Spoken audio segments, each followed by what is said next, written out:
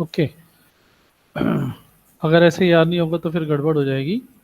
ठीक है, ऐसे तो हम आगे करते जाएंगे और previously we will be falling short. Constructor special member function. There are a lot of functions in a class, data members and member functions. The function which is having the same name is known as constructor. Okay, the constructor function invokes automatically. There is no need to call the constructor. Normal member, it behaves like normal member function except it goes for initialization and and invokes automatically. ठीक है, doesn't have any return type, not even void or not cannot return any value. For returning any value, we have to go with the overloaded constructor or argumented parameterized constructor. We have to go with that one. If we have to go to allocate memory dynamically, we use a new operator. If we have to revoke the memory, we go for the delete operator, as we do for malloc and free function we are utilizing in C. Okay. If you want to go for parameterized constructor or overloaded constructor, you need to have the default constructor must be present in the coding. This is the simple syntax which we have seen in the previous lecture. Okay. Types of constructor: default constructor, parameterized constructor, copy constructor. We will see the program of copy constructor today in the previous class. The time doesn't has not allowed us to go for that copy constructor program. We will see this in this lecture today, copy constructor. Okay, these are the parameterized constructor example. Circle is default constructor, automatically invoked automatically, takes no argument, and this one has been written by us, that is parameterized or overloaded parameterized or argumented customer constructor. Fine. The value which is given pass through this variable will be automatically assigned to the member variable of the class. Yeah, sure, we can use multiple constructor in a class. We can design and develop more and more constructors. That is up to you as per our requirement also. Now see, these are the three. This slide shows the all type of available constructor in a class. There are three. Class name is add. Data members are m and n. There are three functions: add function without any argument. This one is the default constructor which takes no argument. Second is add two variables, two integer variables. Okay, this one is parameterized constructor. Third one is new to us. This is add, and parameter passed is the same as of the class name. Same class name is being passed to this one. In previous two constructors, add and add int a and int b, these are passing the values through call by value feature. In this parameter copy constructor, we call it call by reference. Ampersand is used for taking the address of the variable in front of which it is assigned. So it will be passing the address of the RAM memory where I has been indicating the things. So we will see this I is being passed. So I dot m is equivalent to m, this m. I dot n will be assigned to n, this n, it will be assigned to this n. Okay. It will be, and what is this m and m? This m and m with these are the data members of the object with which this function will be called. Like if we are creating add a1, a2, a3. So with a3, this is a3.m, this is a3.n. Since these are private, we cannot access it publicly. So that is why we have to call it through with the help of object. This is copy constructor. This is the syntax to call the constructor. Like this one we call add a3 a2. A2 is also a type of add, and a3 is also a type of add class. So both the same reference has been passed, that same data variable, same object will be passed, and it will copy the content of passing object to the invoking creating object. So that is why sometimes it is called copy constructor also. Okay, copy constructor. We will see the program of this one, copy constructor. Okay, new file will be created, program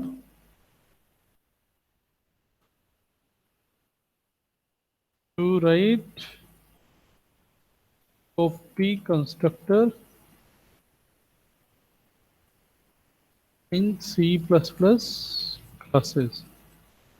sir default constructor और empty constructor एक ही बात होती है क्या? एक ही बात है, एक ही बात है। एम्प्टी कंस्ट्रक्टर में बॉडी नहीं होती। देखिए, डिफॉल्ट कंस्ट्रक्टर आपने अगर नहीं दिया, मान लीजिए अगर आपने कुछ नहीं लिखा लेकिन क्लास का ऑब्जेक्ट क्रिएट हो रहा है, दैट इज एम्प्टी कंस्ट्रक्टर। वो कंपाइलर ऑटोमेटिकली क्रिएट कर देता है। ये मैंने शायद पिछली बार भी बताया था। ये कंपाइलर जो है ऑटोमेटिक, अगर आपने कंस्ट्रक्टर नहीं लिखा है उसके बगैर भी क्लास चलती है, ठीक है ना। अगर आपने कंस्ट्रक्टर नहीं लिखा है तो उसके बगैर भी क्लास चलती है। और वो जो कंस्ट्रक्टर कॉल होता है वो कंपाइलर कॉल करता है, वो एम्प्टी कंस्ट्रक्टर होता है। There is no body in that constructor. Simply वो add opening bracket closing bracket, बस। There will be no body, no initialisation like this has been done in this. जैसे ये add m equal to 0 n equal to 0 कुछ नहीं होगा, opening bracket closing bracket, ये automatically compiler place कर देगा। This will be called empty constructor. इसकी शायद स्लाइड में भी था, मैंने दिखाया था पिछली बार, अभी फिर दिखाता हूँ। ठीक है, डिफॉल्ट। हाँ हाँ। डिफॉल्ट में क्या है, डिफॉल्ट कंस्ट्रक्टर का मतलब ये है कि जिसका नाम ये हो, दिस इज डिफॉल्ट कंस्ट्रक्टर। आप चाहे तो आप भी एम्प्टी रख सकते हैं, इसमें कोई इशू नहीं है, ठीक है। लेकिन जनरली जब हम क्रिएट करते हैं तो हम असाइन करते हैं। Initialization is the prime task of the constructor, initialization of the memory to these variables. इनको जो भी यहाँ पे डाटा मेंबर्स हमें चाहिए इनिशियलाइज करने के लिए, उनको हम इनिशियलाइज करने के लिए कंस्ट्रक्टर का इस्तेमाल करते हैं, कंस्ट्रक्ट करते हैं हम ये सब डिफॉल्ट कंस्ट्रक्टर के अंदर। This one is default without any parameter. ये डिफॉल्ट नहीं है, ये हमने अलग से बनाया पैरामीटराइज्ड, ठीक है। ये भी पैरामीटराइज्ड है, लेकिन इसका पैरामीटर चूंकि इसी क्लास का ऑब्जेक्ट है, इसी क्लास के ऑब्जेक्ट के पैरामीटराइज कंस्ट्रक्टर में इसी क्लास का ऑब्जेक्ट का एड्रेस पास कर रहे हैं, तो ये कॉपी कंस्ट्रक्टर कहलाया जाता है, क्योंकि उसके डाटा को कॉपी कर देता है, ये कॉपी कंस्ट्रक्टर कहलाता है, ठीक है। अब इस कॉपी कंस्ट्रक्टर की कोडिंग क्या होगी उसको हम करके देख रहे हैं, ठीक। उसको करके देखते हैं वो कैसे काम करता है। Class add int m n, sir header, क्या हुआ सर हेडर। अच्छा, good. hash include iostream. When we were used to do these programs, we were using hash include iostream.h. We have done these things on Turbo C++ ID, that blue color screen. Then we switched to Unix. Unix was there that time, 1996. Then this iostream function started using namespace std, namespace हम करा चुके हैं, सब बच्चे कर चुके हैं। Class add two members private है। अब जो भी फंक्शन मेन से एक्सेस होना वो पब्लिक होना चाहिए, या बाहर से एक्सेस होना पब्लिक होना चाहिए। ये हम कर चुके हैं, पब्लिक प्राइवेट दोनों कर चुके हैं। इनके प्रोग्राम भी देख चुके हैं, how to develop this program, how to run, we have seen these things. Protected is left, protected access specifiedly left, that will be used in inheritance. जब हम इनहेरिटेंस करेंगे उसमें यूटिलाइज होगा, ठीक है। वो शायद इसी वीक कर लेंगे, अगर क्लासेस का कंसेप्ट क्लियर हो गया, ठीक है, नहीं तो नेक्स्ट वीक करेंगे। थोड़ा सा अब जल्दी जल्दी करना है, ठीक। पब्लिक कौन सा कंस्ट्रक्टर आएगा पहले, डिफॉल्ट। अगर आपने पैरामीटराइज लेना है तो आपको डिफॉल्ट लिखना ही पड़ेगा, चाहे इसके एम्प्टी बॉडी रख दीजिए, m equal to 0 n equal to 0 initialize हो गया, ठीक है। और अगर आपने पैरामीटराइज लेना वो आपकी मर्जी, उसका रिटर्न, उसको आप रिटर्न तो खैर तब भी नहीं दे सकते उसका।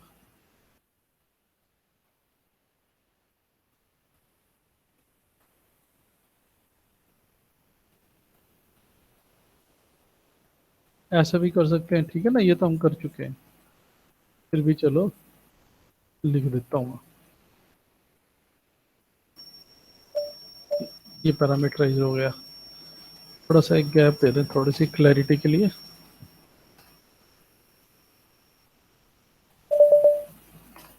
आता है हमारा कॉपी कंस्ट्रक्टर, जिसमें हम उसी क्लास के ऑब्जेक्ट को ही पास करें। देखो अभी क्लास क्रिएट कर रहे हैं, उसके अंदर हम ऐसी कोडिंग भी कर सकते हैं कि उसका ऑब्जेक्ट भी पास कर सकते हैं, है ना।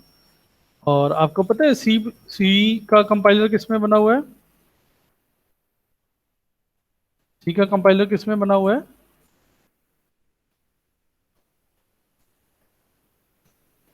बताइए।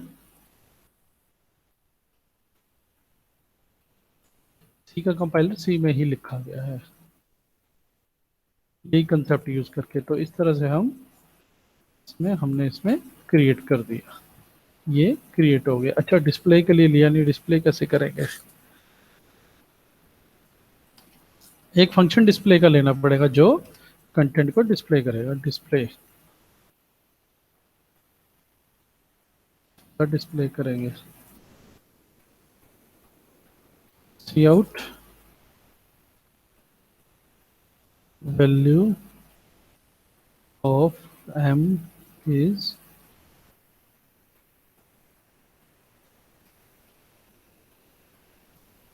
M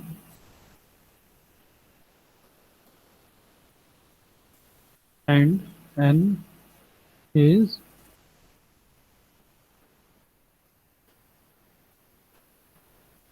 N.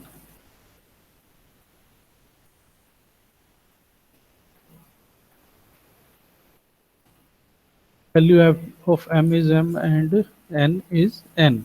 ठीक है, ठीक ठीक। अब करेंगे हम, this is end of class, end of class, class के एंड का है। अब हम लिखेंगे मेन, इंट मेन। बताइए ऐड का क्या लिखें? इवन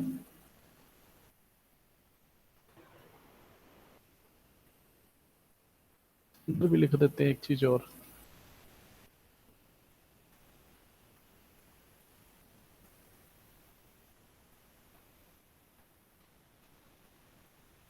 ठीक। कम से कम ये क्लैरिटी भी हो जाएगी।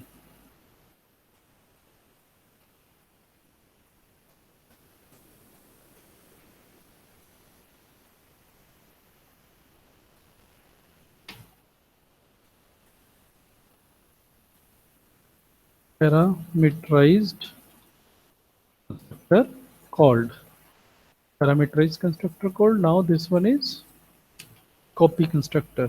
ठीक है, तो we will see the message also. Message से काफी पिक्चर क्लियर रहती है। दिस टाइप ऑफ थिंग हम सी आउट लगा के जो चेक कर रहे हैं, इसको टेस्टिंग जो होती है ना, सॉफ्टवेयर टेस्टिंग का, सॉफ्टवेयर टेस्टिंग की बहुत जबरदस्त डिमांड है।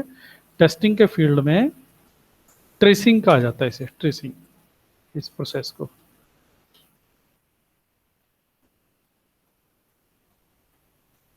एट 20,30 एंड एड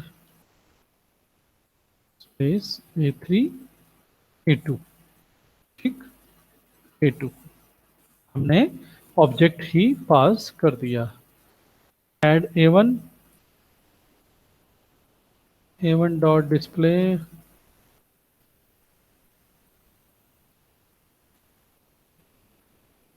कॉपी कर देते हैं सेम स्टेटमेंट को, ऑब्जेक्ट चेंज कर देंगे। A2 कहाँ गया? अच्छा ये A2 है, ठीक है।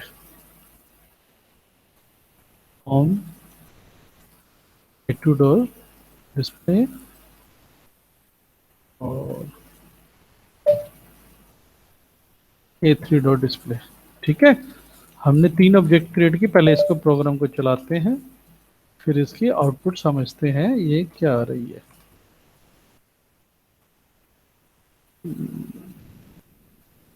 होम VCA oops कोड, इसको नाम देते हैं पिछली बार हमने ये माई कंस्ट्रक्टर बनाया था डिफॉल्ट वाला, इसको देते हैं माई copy constructor,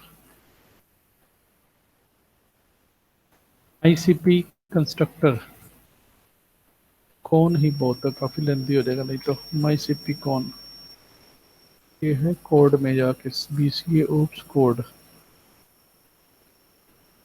cd bca slash op slash code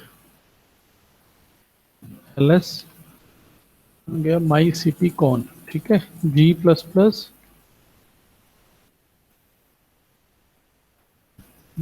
plus my CP con dot cpp space minus o space my CP con, let us see. और no return statement in returning non void, एक minute शुरू से देखते हैं कहाँ पे error आ गया। Expected for 16 पे एरर है।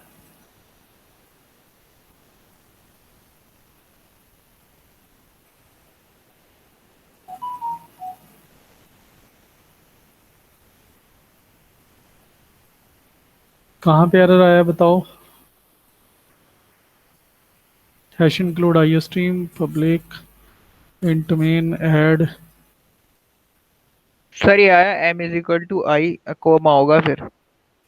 यहाँ यस सर।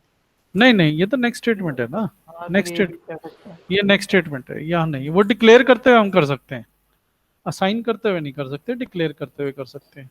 जब डेक्लेरेशन में असाइन करते हैं कॉमन तब हो सकता है, ऐसे नहीं, ठीक है। ये हुआ ऐड, इसमें कुछ ब्रैकेट का है, क्लास ऐड का हो गया, ठीक है।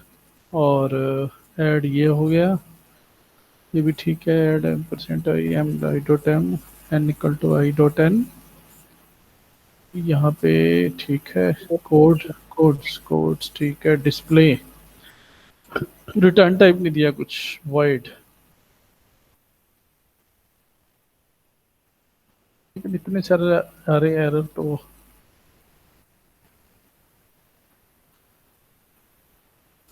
में रह गए। ऐड आई कोमा जे 17 पे, इसमें क्या दिक्कत है इसको।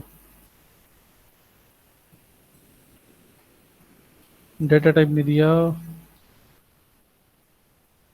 डेटा टाइप नहीं दिया इसलिए। चलिए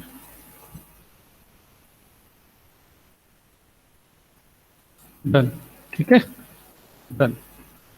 डॉट स्लैश माई सीपी कॉन, ये रखा ना हमने। डिफॉल्ट कंस्ट्रक्टर कॉल्ड हुआ, ठीक है। एक मिनट इसको इधर करता हूँ मैं, साथ साथ प्रोग्राम देखिए। ये देखिए मेन में जैसे ही हमने किया, this is main function, main में हमने किया ऐड ए1 क्रिएट होते ही ये डिफॉल्ट कंस्ट्रक्टर एक्टिवेट हो गया। डिफॉल्ट कंस्ट्रक्टर ने क्या किया, m इक्वल टू 0 कर दिया, n इक्वल टू 0 कर दिया, और हमने उसके अंदर लिखा डिफॉल्ट कंस्ट्रक्टर, ठीक है। हमने लिख दिया डिफॉल्ट कंस्ट्रक्टर, तो डिफॉल्ट कंस्ट्रक्टर डिस्प्ले हो गया। फिर हमने उसके बाद क्या किया, हमने उसकी वैल्यू भी डिस्प्ले करा दी, a1 डॉट डिस्प्ले। तो वैल्यू डिस्प्ले की उसने, m और n को हमने 0 किया, तो उसने लिख दिया value of m is 0 and n is 0, ठीक है। इज इट ओके एनीवन, कोई भी बच्चा, anyone student. I think there is not any problem in default constructor, ठीक है। उसके बाद हमने सेकंड कंस्ट्रक्टर कॉल किया, add space a2, line number 42 की बात कर रहा हूं, ऐड स्पेस a2 20,30, ठीक है। We are passing the values, so we are utilizing the parameterized constructor. ये रहा पैरामीटराइज्ड कंस्ट्रक्टर लाइन नंबर 17 पे। ऐड हमने दो इंटीजर पास किए हैं, तो यहाँ इंटीजर पास किया हमने 20 और 30, तो हमने 20 और 30 को पास किया। तो इसमें क्या किया गया, m equal to 20 n equal to 30, means ये जो ऐड फंक्शन जिस ऑब्जेक्ट के साथ कॉल हो रहा है उसमें 20 और 30 साइन हो जाए। तो ये हम कॉल कर रहे हैं a2 के साथ, a2 के साथ हम कॉल कर रहे हैं। तो a2 के साथ कॉल करते ही ये 20 a2 के m में 20 चला जाएगा, n में 30 चला जाएगा। फिर हमने यहाँ पे डिस्प्ले कराया, उसके अंदर क्या था, पैरामीटराइज्ड कंस्ट्रक्टर स्टेटमेंट दे रखी है हमने, पैरामीटराइज्ड कंस्ट्रक्टर लाइन नंबर 21 पे, वो डिस्प्ले हो गया। वैल्यू असाइन हुई, वो डिस्प्ले हुआ, हमने वैल्यू चेक की, m की वैल्यू 20 आ रही है, n की वैल्यू 30 आ रही है, ठीक है। अब बारी आती है, now this the time for the copy constructor, then we have gone for add a3 a2। मतलब हमने एक ऑब्जेक्ट क्रिएट किया, उस ऑब्जेक्ट में हमने पैरामीटर पास किया, उसी ऑब्जेक्ट क्लास के ऑब्जेक्ट को, सेम ऑब्जेक्ट को पास किया हमने, उसका रेफरेंस पास किया। हमेशा ये एरे की तरह काम करेगा, उसका नाम जो है उसका एड्रेस पास ऑन करेगा। हमने एरे पास करके देखा था फंक्शन में, अगर आपको याद हो एड्रेस पास होता है। तो लाइन नंबर 24 पे जो हमने लिया हुआ है, कॉपी कंस्ट्रक्टर कहते हैं इसे, तो वो ये कॉल होगा ऐड एम्परसेंट आई।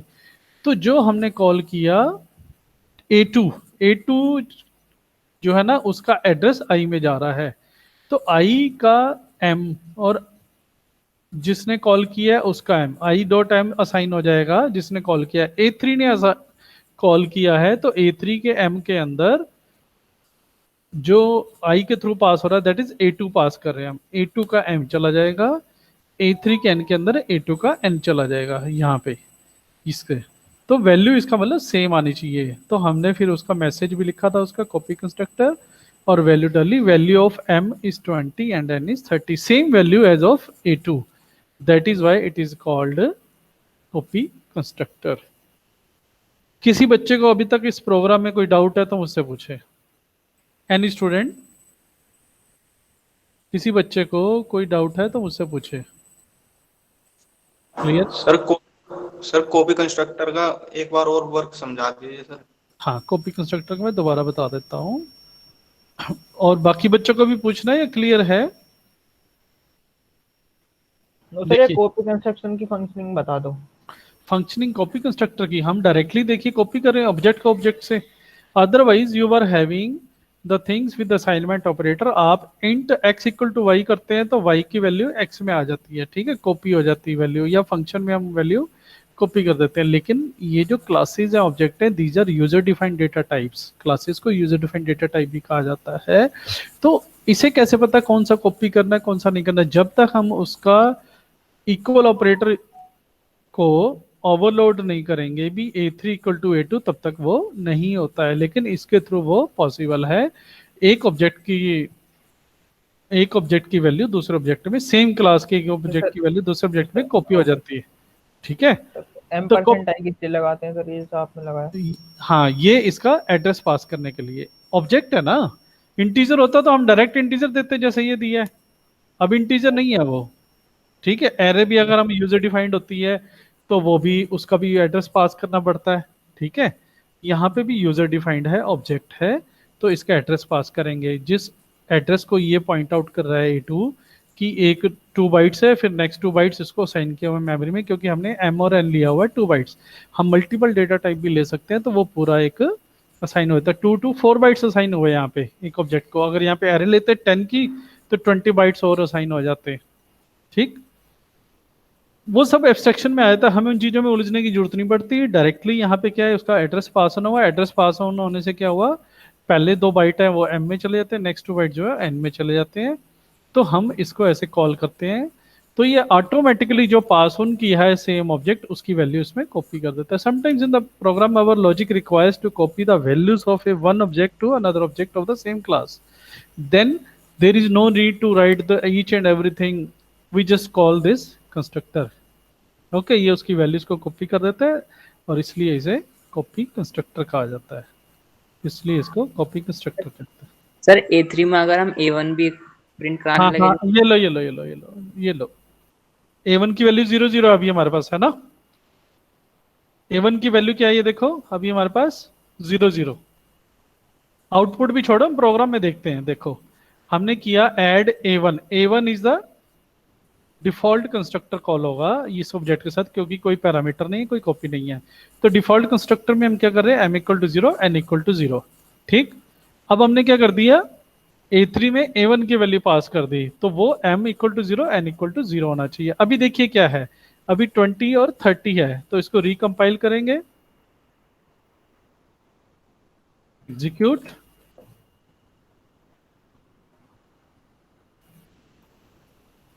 एक मिनट, 20 30 गलत ले रहा है, यहाँ पे a1 इक्वल टू a1 की वैल्यू चेंज करते हैं, 1 मिनट, वहां से ले रहा है, सेव ही नहीं किया था इसलिए प्रॉब्लम हुई। सेव करना जरूरी, ध्यान रखिएगा, ये मिस्टेक जो है ना ये बहुत आती है हमारे पास जब हम एडिट करते हैं। ये देखिए 10 10, ठीक है, उसी प्रोग्राम को मैं चला देता हूँ, वो सेव नहीं किया था इसलिए प्रॉब्लम दे रहा था। तो सेव करना है, सेविंग इज मस्ट। क्लियर कर देता हूँ 1 मिनट, तभी क्लियर होगी पिक्चर। ये देखिए, ये लाया 0 0 था, ठीक है। जो हमारा a1 है ऑब्जेक्ट, उसमें हमने कोई वैल्यू पास नहीं की है, कोई पैरामीटराइज कंस्ट्रक्टर नहीं, कोई कॉपी नहीं है, तो ये डिफॉल्ट वाला कॉल होगा, ठीक। डिफॉल्ट वाला में हमने दे रखा है m equal to 0 n equal to 0।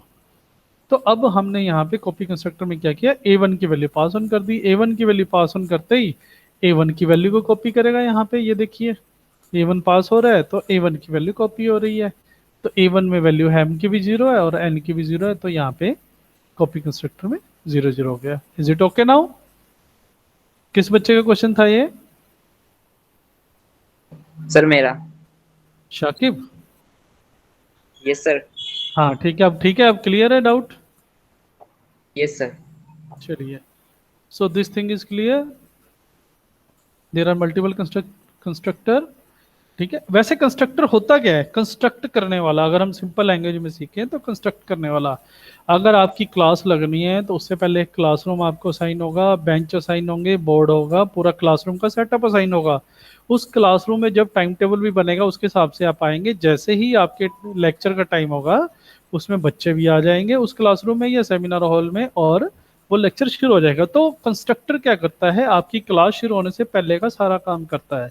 benches are ready, blackboard is ready और smart projector board is ready, teacher is also ready, student भी वहां पे आके वैल्यू साइन हो जाती है। भी ये बेंच नंबर 13 है, ये बेंच नंबर सीट नंबर 13 है, ये सीट नंबर 13 है।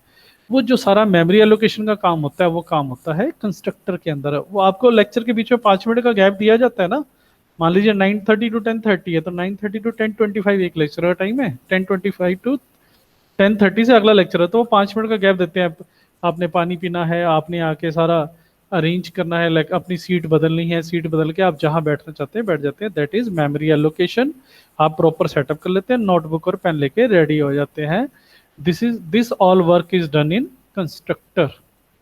ये काम कंस्ट्रक्टर में होता है। जैसे लेक्चरर ने एंटर किया, टीचर ने एंटर किया, कंस्ट्रक्टर कॉल हो गया, सब अपनी जगह फिट बैठ गए, बिल्कुल अलर्ट होकर बैठ गए और लेक्चर शुरू हो गया। अब ठीक है, ये कंस्ट्रक्टर का काम है, सारा काम ये कंस्ट्रक्टर ने करना होता है। I think this is clear now. Constructor का पार्ट क्लियर है सबको अब, है ना?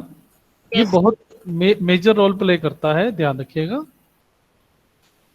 We can provide various initialization formats using overloaded constructor. This provides the flexibility of using different format of data at runtime depending upon the situation. ठीक है, situation के ऊपर डिपेंड हो गया, हम जैसे मर्जी भी कंस्ट्रक्टर को कॉल कर सकते हैं, डाटा चेंज कर सकते हैं। कॉपी कंस्ट्रक्टर जो मैंने बताया, देखिए copy constructor is used to declare and initialize an object from another object. वैसे इसकी पूरी स्टेटमेंट होनी चाहिए फ्रॉम द सेम क्लास, पूरी लाइन ये होनी चाहिए, फ्रॉम द सेम क्लास। एक क्लास का ऑब्जेक्ट जो है उसी क्लास के दूसरे ऑब्जेक्ट से हम उसकी वैल्यू लेके इनिशियलाइज कर देते हैं, जैसे इंटीजर और इंटीजर %i। अच्छा, ये इंटीजर वही है जो हम C++ में यूज करते हैं या डिफरेंट है? ये जो स्क्रीन पे दिख रहा है आपको integer, is this the same as of C++ और डिफरेंट वन? सर ये ऑब्जेक्ट है। ये ऑब्जेक्ट है किसका? ये क्लास है इंटीजर, देखो ना, integer is a class user defined. जो C++ का वो INT होता है शॉर्ट में, है ना? ये जो है मैंने अपनी क्लास बनाई इंटीजर, तो उसका नाम है, ये इसने कंफ्यूज करने के लिए डाला हुआ है, वैसे कंसेप्ट क्लियर करने के लिए कि इंटीजर आप जो यूजर डिफाइंड है ना इंट, वो तो नहीं ले सकते, लेकिन इंटीजर ऐसे पूरा ले सकते हो। तो ये क्लास का नाम है, ये भी क्लास का नाम है। देखा नहीं था हमने, ऐड और ऐड %i हमने पास ऑन किया था। तो इसके ऑब्जेक्ट है इंटीजर i2 i1 पास कर दिया और i2 equal to i1। This is called copy initialization. Copy initialize करते हुए कॉपी कर देना।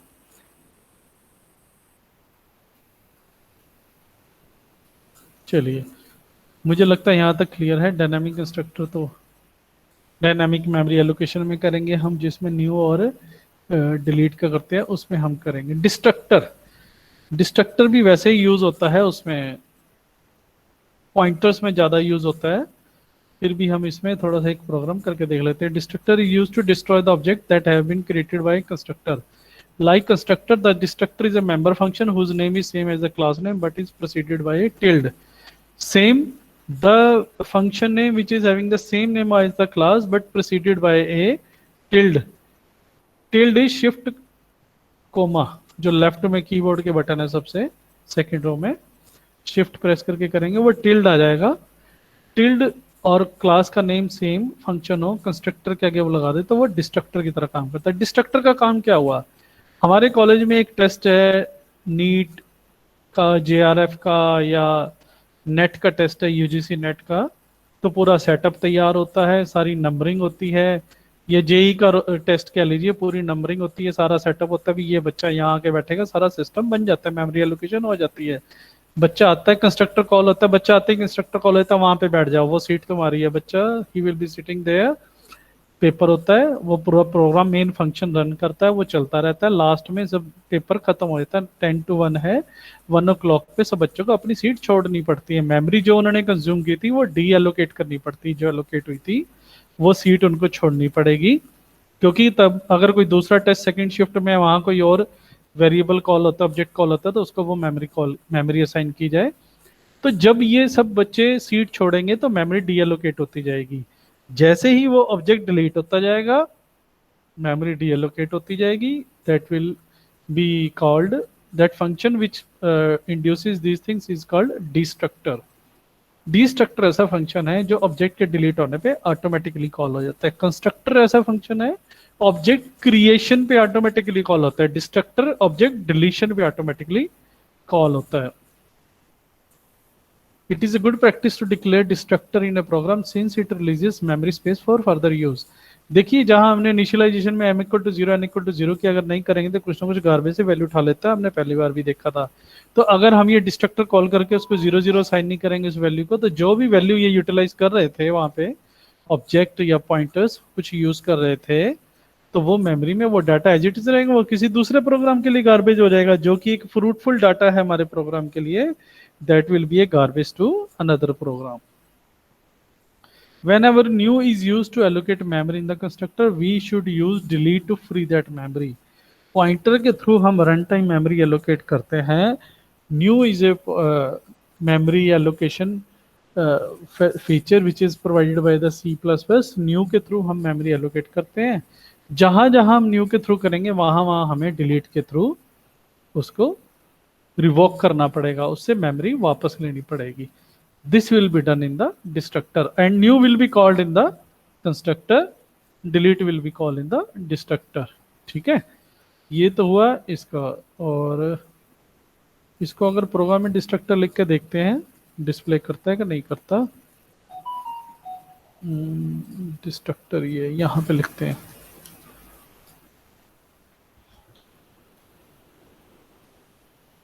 ये ओवरलोडेड नहीं होता, ध्यान रखिएगा, इसको हम ओवरलोडेड नहीं कर सकते, पैरामीटराइज नहीं कर सकते। सी आउट दिस TRUCTR देखते हैं, मैंने ऑब्जेक्ट के साथ कभी किया नहीं, इसको हमेशा न्यू डिलीट के साथ किया है। लेट अस सी।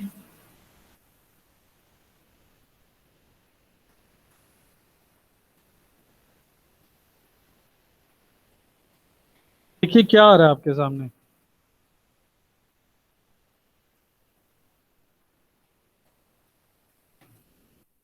दोबारा करते हैं।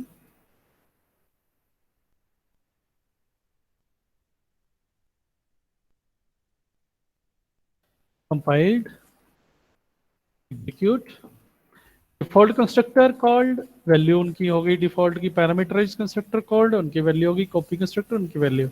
3 बार डिस्ट्रक्टर कॉल हुआ। व्हाट इज द रीजन 3 बार डिस्प्ले क्यों हुआ डिस्ट्रक्टर? Any student, anyone? क्योंकि सर हमने 3 ऑब्जेक्ट ले रखे हैं ना। वेरी गुड, हमने A1 A2 A3 कॉल किया और क्रिएट किए। A1 के साथ एक ही का A1 का कंस्ट्रक्टर, A2 के साथ A2 का कंस्ट्रक्टर, A3 के साथ A3 का कंस्ट्रक्टर। एक मिनट होल्ड करना, एक मिनट होल्ड करना।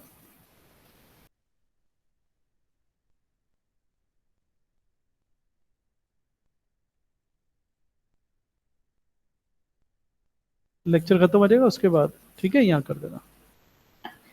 हेलो, अच्छा आप लोग अपना ना रोल नंबर और नेम साथ साथ चैट बॉक्स में लिख दीजिए अटेंडेंस के लिए। Good, Salman is very fast.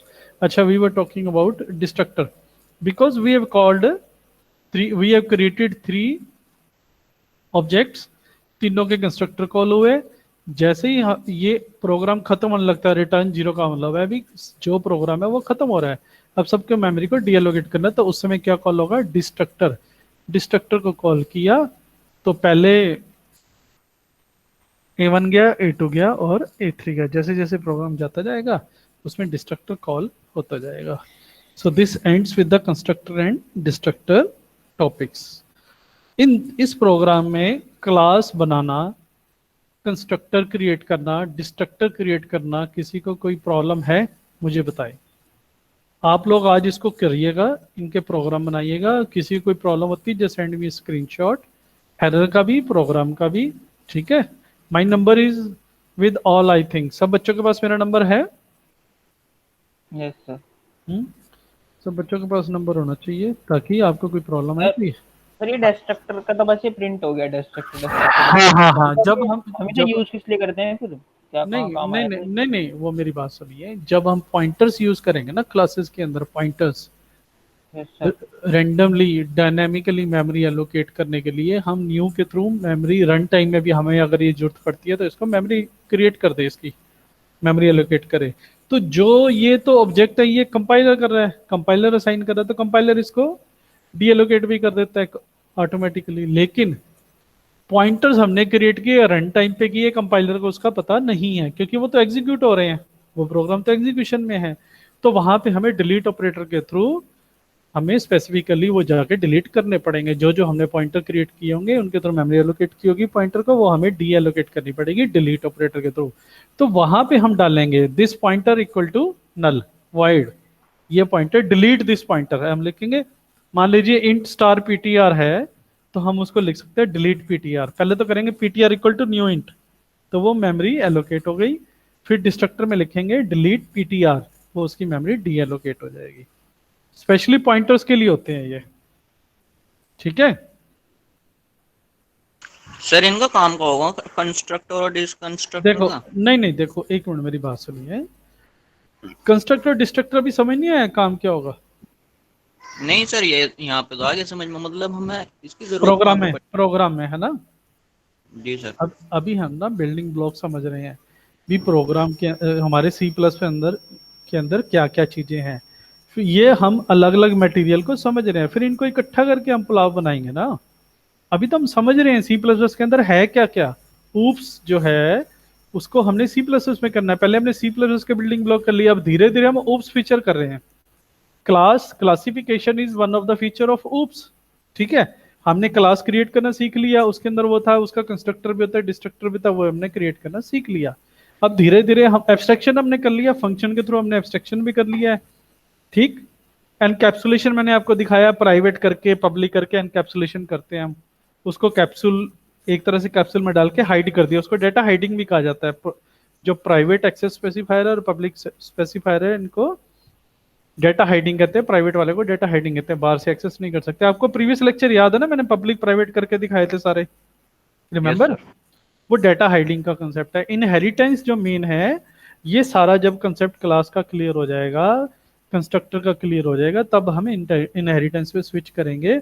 उसमें बेस क्लास का कंस्ट्रक्टर भी कॉल करेंगे, डिराइव क्लास का कंस्ट्रक्टर भी कॉल करेंगे, ये सारी चीजें करके देखेंगे। लास्ट में फिर एक छोटा सा प्रोजेक्ट बनाएंगे।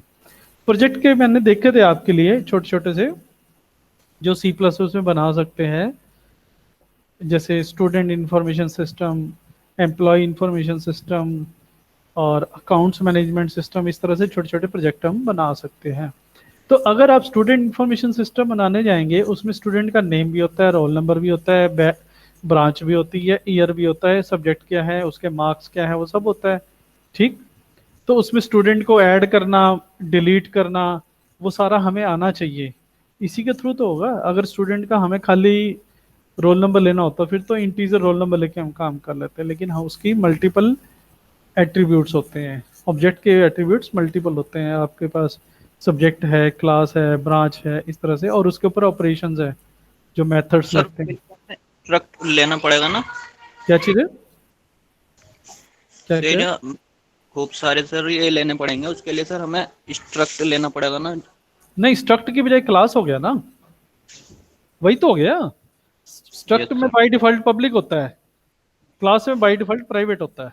ठीक है, और मोर ओवर उसमें फंक्शन अलग होता है और वो स्ट्रक्चर अलग होता है। इसमें सारा एनकैप्सुलेट कर दिया ना, देखो क्लास के अंदर डाटा मेंबर भी कर दिया, प्राइवेट पब्लिक दोनों कर दिए, बाय डिफॉल्ट प्राइवेट हो गया।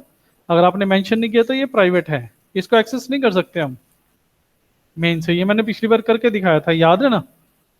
Yes sir. हाँ ठीक है। और वो फंक्शन भी इसी को कैप्सूल कर दिया हमने, इकट्ठा कर दिया, that is called encapsulation. Classification के थ्रू हमने एनकैप्सुलेशन कर ली, which is one of the feature of op.